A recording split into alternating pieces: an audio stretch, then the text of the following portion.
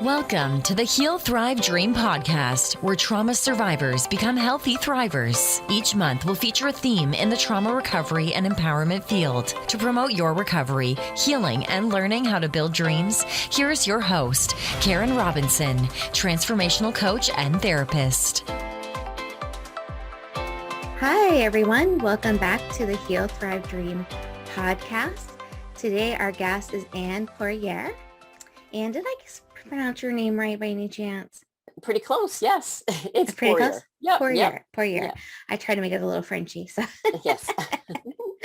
We're glad to have you here today. So to talk a little bit about Anne. Anne has a book out, and I love the title of it. It's The Body Joyful, My Journey from Self-Loathing to Self-Acceptance. So she's going to be here today to tell us about her book and about her journey. So we are uber excited to have someone here on this topic. It's huge for survivors, the body image issue. Well, women in general, but then if you're a trauma survivor, even more so. So thank you for being here. Yes, thank you for having me very much. And you're so right that the trauma is linked so closely with eating disorders, obviously depression, but body image is connected as well. And many of the clients that I see have had different types of trauma. There's little T trauma and big T trauma. I look back on my journey, and I think as I hear more and more with other women, I had more little T traumas that I created in my mind as much bigger than they were, if that makes any sense. So my brain actually made up stories and created kind of this reality that I was living in, that whether it was partly true, yes, but not fully true. So I created kind of this feeling about myself. I am unworthy. I am unwanted. I have to change the way I look in order for people to like me or people to accept me or all those kind of things. So it's an interesting connection to know that our bodies are so sacred, and sometimes we end up hurting them more ourselves, as well as having them violated and hurt on another side too. Yeah. So how do you think you got to the point where you thought you were unworthy? How does that happen? Well, it started, I was adopted at birth at like 4 months old. So I think that there's a kind of, I knew it my whole life, but there's this why didn't my mother want me kind of feeling. I think that there's a little bit of a hole that you feel as you're growing up. And with that, I just didn't look like the other kids. I was stocky, is built different. I had different interests. I wasn't getting along. Like I just didn't have friends. And I just started to make up these stories in my head. And then there was a few different circumstances. One was being in a doctor's office and having the doctor tell my mom, you better watch what she eats. She's outside the growth chart. You better be careful. So food changed in the household early for me. I wasn't allowed to have certain things, and my brother was allowed to have those. Shopping for school clothes for junior high and not being able to fit into like the normal kids section.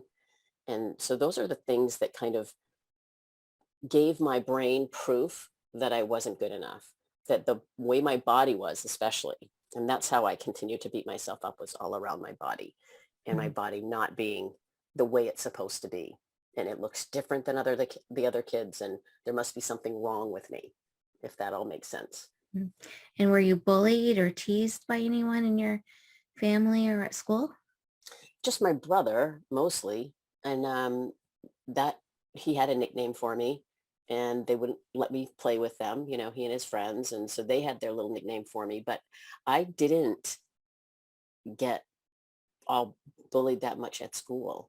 So I kind of dove into being a tomboy, and that I think protected me in elementary school when this was all kind of coming about. And then I had ended up with an eating disorder at 12 years old. So it was before even I became anorexic at 12. So from 12 to 14, I don't remember much of anything other than having therapy and being hospitalized and things like that. So there's little bits of my own story telling myself that I'm not worthy, and then realizing I had to do something about it. And the only thing that, I knew of to do was to stop eating. That was the only thing I knew. And so that's where my journey really started for this, trying to fix myself so I could be somebody different. Okay. Yeah. So I've been an adoption social worker for a lot of years, and I also have an adoptive daughter. So I've done lots of reading and research. And one of the things that sticks out is when you're placed for adoption, it's the first big injury of your life. It's like a loss. And even though you may not know birth family, you still mourn them, because they're your roots. They're supposed to be your foundation. And so when you don't know your foundation, it's a shaky beginning, Mhm. so it is trauma, Mm. you know. Yeah, I think I talk about it in the book right at the very beginning, how, for the first 4 months of my life, I didn't know where I was, right? Because there's no records of anything, who took Sure. care of me, or where I was kept, or any of that, right? I just have a hospital that I was born at and the little piece of paper that I came with. And that's all until, my parents adopted me, and we went from there. But I do believe that there's that hole has always been, it's always been there, kind of a, Yeah. a searching, a searching Yeah. or a wanting. Yeah. Yeah. So, Absolutely. And so also too, if you don't know what happened those 4 months, we don't know what kind of trauma you were exposed to. You know, right, it right. could have been domestic violence. It could be anything. We don't Yeah, know. So yeah, you could have yeah. been in a burning building and you got rescued. And so you don't know what kind of trauma your body's responded to. So Mhm, mhm, yeah, I got a little concerned when you mentioned, it's things I made up in my head, because I don't know if I quite subscribe to that. I think sometimes when we present a certain way or have beliefs, it's it's stuff that's happened to us that we don't remember, like mhm, subconsciously, because we were so little. Um, mm. Well, is that's generally what I think happens, you mm. know. Yeah. I think that in the book I talk about the voices in my head, and I think um, how connected I got to the voices in my head that were telling me that I was too fat, or not smart enough, and no one's going to want you, and all of those things. And so I think that there's all of those. That's what I mean when I say I Okay. didn't fabricate it necessarily, but I strengthened it. Yes. Okay. I strengthened the thought process, so I strengthened the beliefs, so the beliefs were actually, I think that I felt like they were me, although now I realize they were just beliefs that I had heard or seen, or, like you said, may have suffered that I don't remember. Right. Mm. Yeah. So these are, when you say the voices in your head, you mean your thoughts. Yes, Okay. correct. You don't mean Yeah, psychosis. yeah, no, no.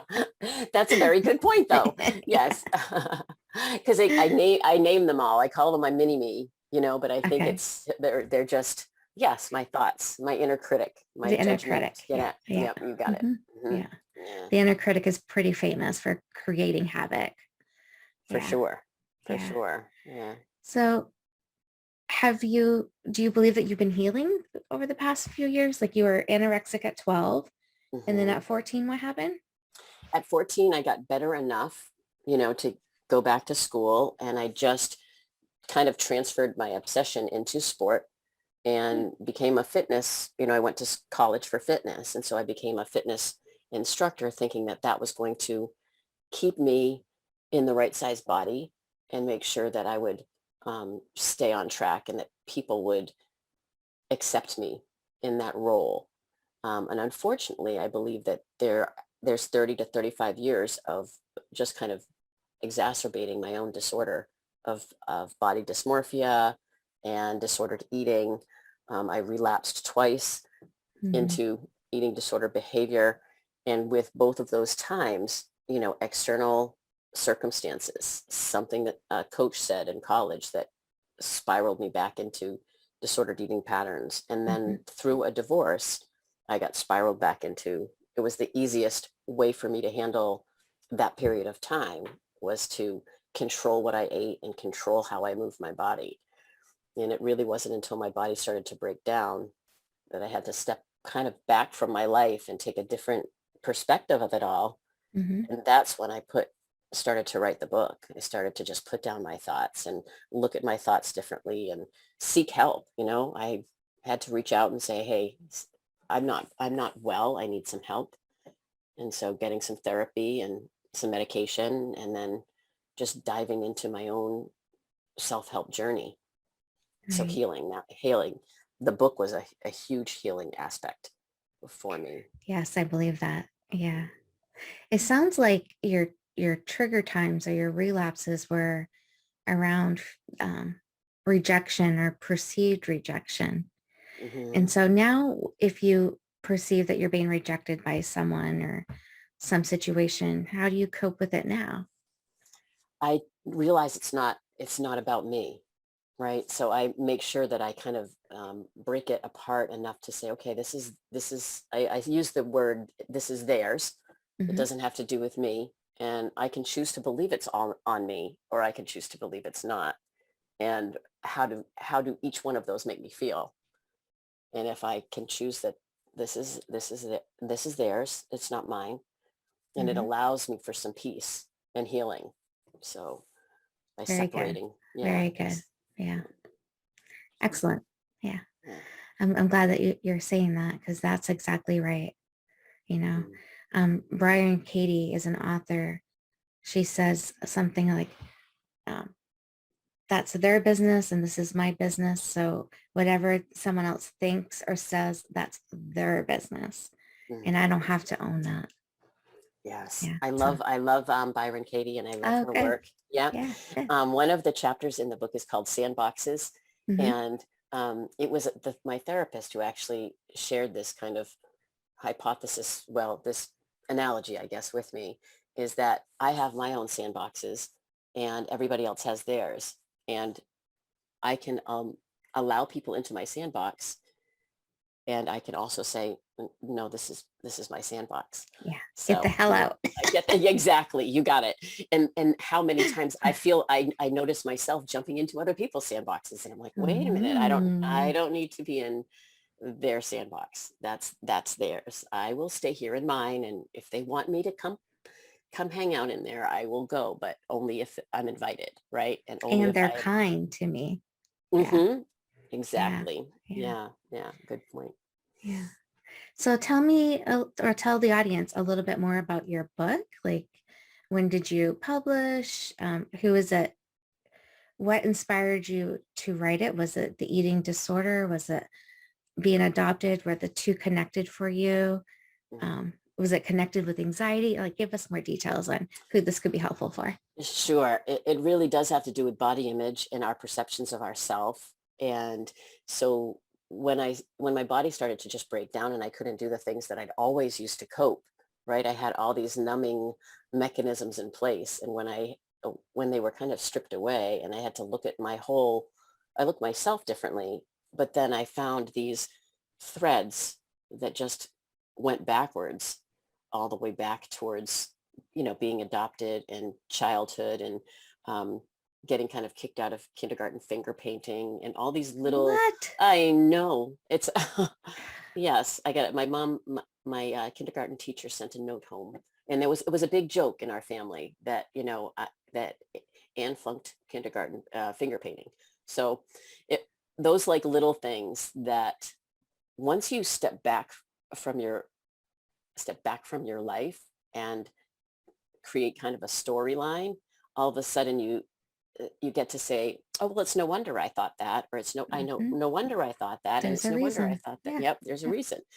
And so the book is really about how seeds were planted in my brain for my own triggers of thought. Like these are the experiences that I had that I realize this is what I'm thinking. And these are the words I've put to it. And then how they just got stronger because once we put an idea in our head, we look for proof to make sure that we're right. So that continued on. Right. And then it after realizing that it wasn't my fault really, right? It Mm-hmm. was everything that was happening, and it was my interpretation of everything that was going on, Mm-hmm. and that I could make some different choices, and I could replant some different thoughts, and I could take a look at myself differently. And what does that look like, and how do I do that? And so the book is really about my journey from really disliking myself and towards a place of appreciation, acceptance, and respect of not only my body but myself along the journey.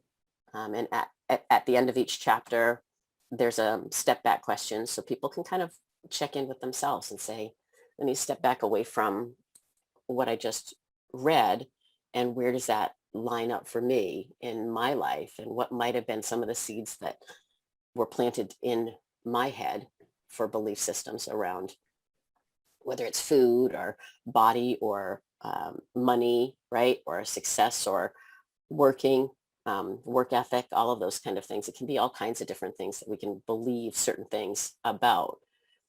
And it was, so the book is rounding out in that way, and how I healed myself, but also had a lot of help along the way to make it to this other side where I can really see, I have a completely different perspective on my body, on food, on exercise, on self-care, right? Mm-hmm. And have a new maxi me in my head that helps me. She's more compassionate, she's stronger, she's more empathetic. So Mm-hmm. she takes over when mini me comes knocking on my door. So Mm-hmm. those are Yeah. some of the words, and kind of the way I've written the book is to lay it out so that people can realize they're not alone when they have some of these thoughts, and why we get them, and Right. how we can change them. Right. Mm, So my next question is about the mini me when she was 5, mm, you know, because yeah, sure, it's funny to adults, maybe, I mean, mm, I know your family made a joke out of it, and that's what families do. I won't say the family was evil or anything. mm. Um, but 5-year-old little girls are pretty vulnerable. That sounds like it might have been pretty hurtful. And so any work around, talking to her or showing her compassion in the therapy that you've done? Absolutely. Understanding and seeing her as where she was and what she would have needed in that time. And it's of no fault. I don't blame anybody or anything. But to be okay, and to anytime I have emotions that connect with um, not doing something right, right? Not being Mm-hmm. right or being wrong or being pointed out or those kind of things, I pause and I notice my emotional kind of trigger, and I allow myself to feel that trigger. I allow myself to feel the emotion and try to soothe myself, right? With some self-soothing and self-compassion around all of that. And it does come from, and I can talk to the messy, that messy seed in my head, and the Mm-hmm. clumsy seed in my head, that now that I've kind of identified them and told them they were helpful, and that it wasn't none of it was bad or wrong. It was just part of my story. And Mm-hmm. I honestly believe my past has kind of led me to my purpose, Of course. Mm-hmm. where I'm headed now, and how I'm trying to, I I think, understand. I just posted something today about how we talk to our kids, right? About using language that's inclusive, and using language that food isn't good or bad, and exercise isn't good or bad, and just noticing how we can shift the way we see ourselves so we can role model for our kids in a different way, Mm-hmm. And I have 2 daughters, so I think about the impact of females as they grow up in a society full of social media and diet Mm-hmm. culture, and the way society, I call it society's thin ideal, that your ideal body should be Mm-hmm. a certain way, and really trying to fight against that right now. Yeah. Right. Now, did your eating disorders were they connected at all with perfectionistic thinking? Oh, I'm sure they were. Okay. um, Always trying to be the best person, do the best, make sure everybody was proud of me. There was a real wanting to make my parents proud, to make sure that it was a good choice Hmm. to pick me, maybe, or to have me as their daughter, right? Right, right, So a lot of proving, and I think that making sure I'm as perfect as I can be. And that is a big part of the actual beginning of the eating disorder, was trying to right. look the part, because I A didn't lot of look. pressure. Yeah. A lot Yeah. of pressure. Yeah. Yeah. Okay. And are you healthy now in terms of physical, any damage from the eating disorder? No, no. And I've done all kinds of, the appropriate scans and things to make sure that my body is doing okay and Hmm. working okay. And so I thank goodness for that. I did have a knee replacement a little early, Hmm. young for that, just due to the pounding of my body. Okay. But that was as a result, I believe, of a lot of different factors. Uh-huh. So, but it's better now, and I'm I move for joy. Um, I ask my Mm. body what it needs. I talk to myself. I cry if I need to cry. I allow all my emotional spaces to be seen and heard, um, because I think that's another part of all of this, is to, It you know, really is yeah, allowing ourselves to feel, especially when there's a lot of hurt, pain, emptiness.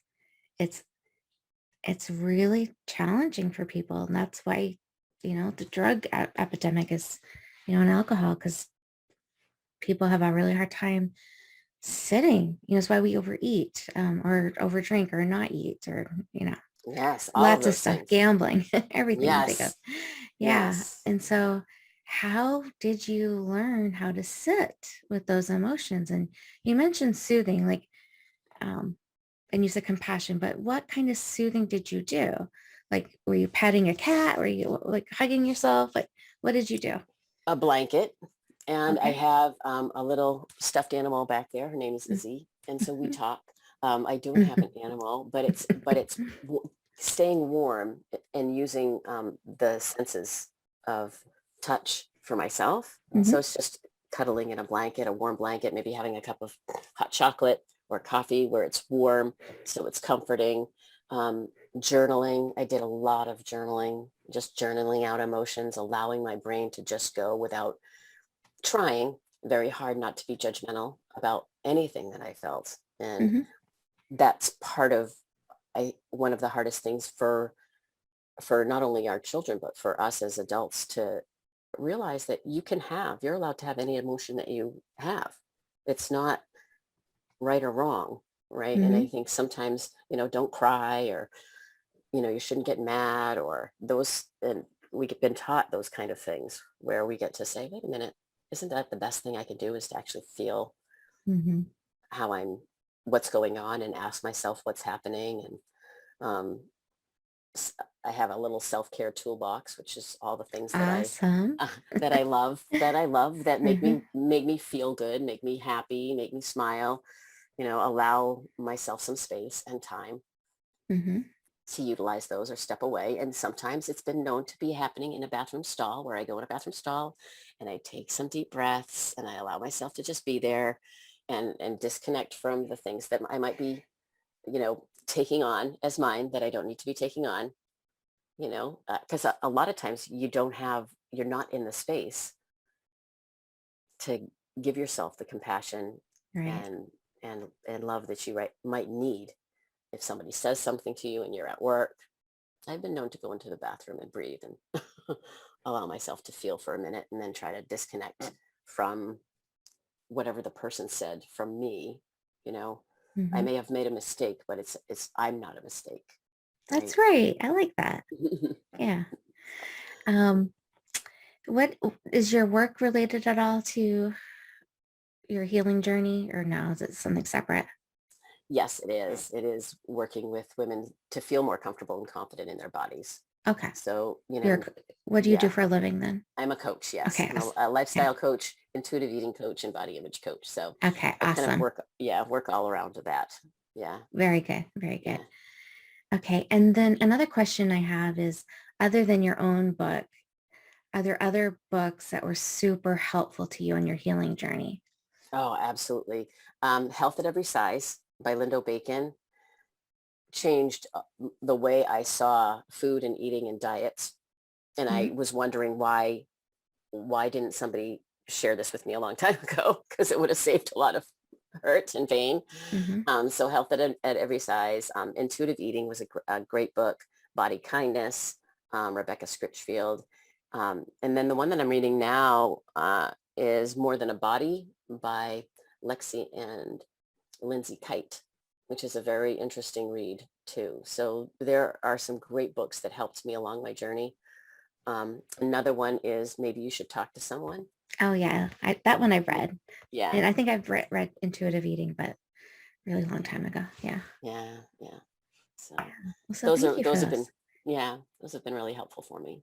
Yeah. Mm. Okay. And where, if people want to purchase your book, or I think you mentioned a download, can you Yes, say if something about that? sure. Anybody who wants to read the book, I'm offering a free digital download for anybody. They just write me at Anne at the Body Joyful, Anne, A-N-N-E, at thebodyjoyful.com, and I will send out a digital copy. If you want the hard copy, you can get it anywhere books are sold. So, Hmm. you know, That's very generous. I really appreciate you offering that to people. I would yeah, love a copy as well. absolutely. Yeah. Absolutely. I Yeah. think the goal of it is so that people don't feel alone. And so that's why I wrote it, Hmm. to help, I don't know, others, just to feel that they can do this too. They can move through this kind of a journey if they are not feeling good about themselves. And boy, with bodies today, it's very difficult we're all different, and that's the way it's supposed to be. And Hmm. how can we see ourselves the way our best friend sees us, right? Right. Versus criticizing ourselves every time we look in the mirror. So, Well, if yeah. criticizing ourselves helped, that'd be one thing, but we know it actually is destructive and not so helpful. So Yes, that's exactly. that's my argument for why it's important to have more compassion for ourselves, because Mhm. that's what works towards change. Yeah. Yeah, yeah. I ask sometimes, so how is that working for you? Mm. The beating self up kind of Hmm. conversation that we have in our head. And Yeah. I go, didn't help me out much. So shifting that has made eh, all the difference for me. Right. Yeah. Now, if someone in our audience would like to work with you, what's the best way for them to reach you? The same way, probably, Anne at thebodyjoyful.com. Yes, that's the best way to reach me. So Okay. And great. Yeah. what kind of programs and services do you offer your clients? Well, I have a free Facebook group called the Body Joyful Revolution, and it's a private group, and it is really for women. It's a women only group, but it's for women who want to feel more comfortable and confident in their bodies without stepping away from diet culture and having a different conversation, especially this time of year. But we've been around for a year now. There's over 400 members in it, and that's what Wow. we talk about. We talk about body image and body confidence and self-talk and all of those things, because it's not just about food, it's about all kinds of things. Hmm. So I have that, and then on top of that I have the Body Joyful Solution, which is a 6-month private coaching program that I work one-on-one with people. So, and that's when Excellent. we do the deep dive. So yes. Yeah. Yeah. And one other thing that I have done in the past, but COVID kind of put a little um, wrench into it for now, is a VIP weekend. So I've had some people come here for a weekend. They stay in Maine. I'm on the coast of Maine, and they stay here, and we dive in one-on-one with a real intensive weekend. And that can be pretty life-changing too. So those are the ways that I work with people. Very cool. Yes. So both Anne and I are from the state of Maine. So Hmm. Maynards, New Englanders in the house. Yes. And which coast are you on? I was like Northeast, I am down at Old Orchard Beach, Old Orchard Beach. Okay. so yeah, a little More bit further fun. south. Yeah. There's potato fields where I'm from, not as fun Yeah, as the beach. yeah, yeah. It's Maine is a big state and it's got all kinds of things in it. So Yeah, that's yeah. what's beautiful about it though. So Yeah, so I imagine you're waiting for the pandemic to get behind us before the VIP days again. Yeah. yes, yeah. At least People are going to really need them at that point. I know for sure. Really important. Yes, yeah, Yeah. I agree. So before we wrap up, are there any last words of wisdom or inspiration for our audience that you have? Well, I think one of my favorite quotes is from Viktor Frankl, Mm-hmm. and it's between stimulus and response. There's a space, and in that space is where I'm paraphrasing, is where we get our growth. But I always think about when I have a feeling that happens due to a stimulus, which could be somebody saying something, it could be a tone of voice, it could be a word, it could be a phone call, it could be anything, even something seen on TV, noticing it in my body. And then instead of going directly to the response that I would normally have, to take a breath and try to widen that space so I can see it for what it truly is, or change the perspective, or see a series of perspectives so I don't respond the way I've always responded. So that's one of my favorite quotes, and a way to think about when we turn to things that don't necessarily serve us, whether it's the voices in our head, meaning the thoughts, Mm-hmm. or not eating, or alcohol or drugs or gambling or any of those things, to pause and ask yourself what you need. What do I need in this moment? Care, a hug, a shower, right? Yeah. Yeah. So, Good yeah. stuff. I love Viktor Frankl's book. I love it. I love it. It is my most favorite book. It's very, very powerful. For I was sure. shocked how powerful that book was. Yeah. Yes. Yeah. That is, there are so many great books, and if we can take the time to really read them and then take them in, Mhm. and not that just, and I have to go back to a lot of my books here and there to remember the lessons that they taught. Right. So, yeah, Yeah. Well, all right, Miss Anne, it's been such an honor to have you here, thank you. sharing your wisdom and insights with our audience. I know the women are going to really appreciate your message. And so thank you for being here. Thank you so much for having me. Greatly appreciate all that you do. Thank you. Thank you for listening in today. Please join us next week, same day and time. Also, I would love for you to check out my website, healthrivedream.com.